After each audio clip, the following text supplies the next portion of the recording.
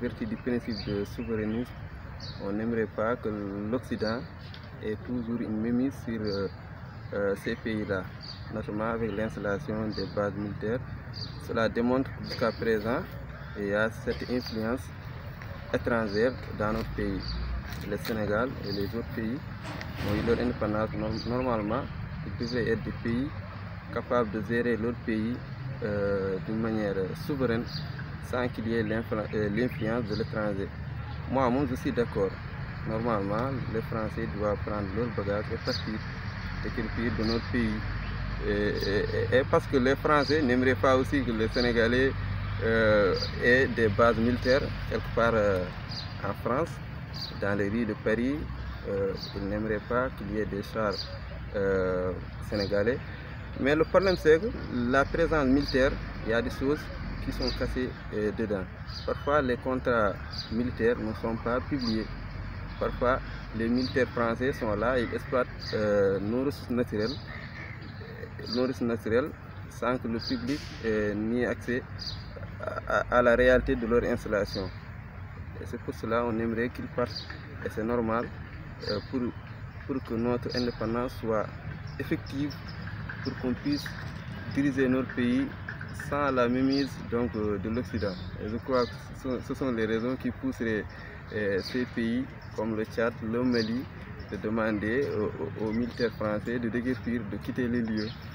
Probablement, par exemple, au Mali, les Français ont tous été présents là-bas, mais ça n'a jamais diminué les attentats terroristes ou bien les actes terroristes. Donc ils sont là, ça ne diminue pas.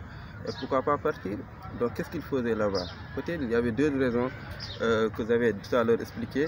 Par exemple, l'exploitation des ressources naturelles. Ça peut être la véritable raison de leur installation.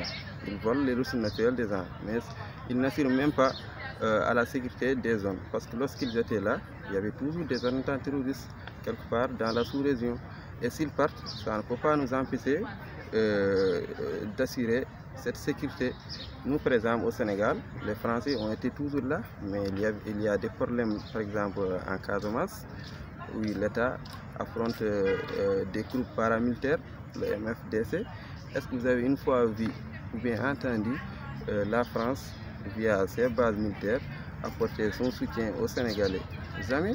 Il y a toujours les soldats sénégalais qui sont déployés là-bas en Casamance pour essayer de maîtriser la situation. Donc qu'ils soient là ou pas, ça n'a aucun impact positif au Sénégal et aux pays de la sous-région. Et s'ils partent, ça n'aura pas encore un autre effet. Donc c'est tout simplement les militaires sénégalais ou bien le Sénégal aura la capacité totale de gérer son territoire, d'assurer l'intégrité territoriale, d'assurer aussi la sécurité nationale, puisque leur présence n'a aucun effet sur la sécurité de notre pays. Les pays du Sahel, actuellement, ils sont en train de s'unir ensemble pour faire face à ce fléau. Le Sénégal aussi, c'est un pays, certes, qui n'a pas eu de dégâts terroristes, mais si tel est le cas, si ça devient une urgence, le Sénégal peut bel et bien s'unir à ses voisins, puisque l'intégrité africaine, c'est un des fondements même de la constitution sénégalaise. Depuis que nous avons eu l'indépendance, nos dirigeants ont toujours affirmé leur volonté, même dans le serment du président de la République du Sénégal. Il est prêt à œuvrer pour l'intégrité nationale, et cela pour nous amener à coopérer avec les pays de la sous-région pour lutter contre le terrorisme, puisque les organisations internationales ou bien les Occidentaux n'ont rien servi pour éradiquer ce phénomène.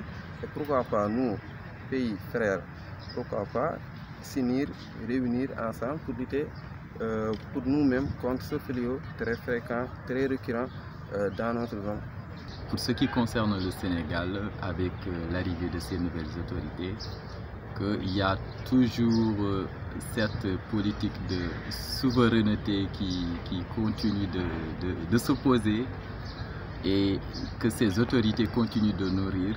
Donc je vois qu'aujourd'hui pour le Sénégal, les autorités tentent de retrouver leur amis les États du Sahel, comme ils le font avec la France, parce que c'est une politique que la France est en train de mener depuis plusieurs années avec les autres États, et c'est une politique très stérile, très stérile autant pour moi, ce qui n'est pas productive, et tout État conscient de cela doit vraiment essayer de voir une autre vision, de trouver donc d'autres politiques de développement différentes de la façon avec la France dont elle a l'habitude de faire avec les pays sahéliens. Donc je pense que Diomaye, après avoir été installé avec son équipe en place, il pense aller au-delà de tout. Il pense aller au-delà de tout et rester vraiment fidèle à leur mission de souveraineté. L'État du Sénégal étant un pays démocratique, mais les dirigeants qui se veulent souverainistes veulent vraiment collaborer avec tout partenaire. La France bien évidemment, mais pas avec cette politique de domination, si je peux parler de cette manière. Le Sénégal et le Tchad ne peuvent pas tous deux lutter totalement ou arriver à pallier ce problème face au terrorisme sans la France. Mais quand même, je pense que même en montrant le dos à la France, le Sénégal et les pays de la sous-région, avec bien évidemment l'institution d'une organisation forte dans l'unité, dans le respect de la diversité, ils pourront tout éradiquer, même avec l'absence de la France bien évidemment.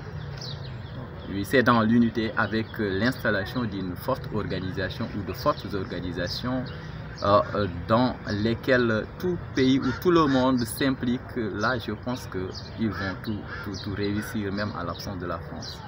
Le Sénégal et la Tchad, je pense à mon avis, ils ont rompu leur coopération militaire avec la France, parce que c'est pas bon en fait de venir s'insérer des bases militaires dans un pays d'un autre. Et le Sénégal et le Tchad, je pense qu'ils sont des pays frères. Et pour cela, ça sera quand même très important de faire des coopérations militaires pour avoir une base plus solide, pour être plus forte, afin d'avoir des bases plus solides pour convaincre les Français. Il suffit tout simplement de prendre nos destins en main. Essayer de nous développer nous-mêmes, parce que c'est pas à la France de nous imposer ses cultures et sa manière de faire, mais nous on peut prendre notre propre destin et faire de nos mieux pour développer notre propre pays.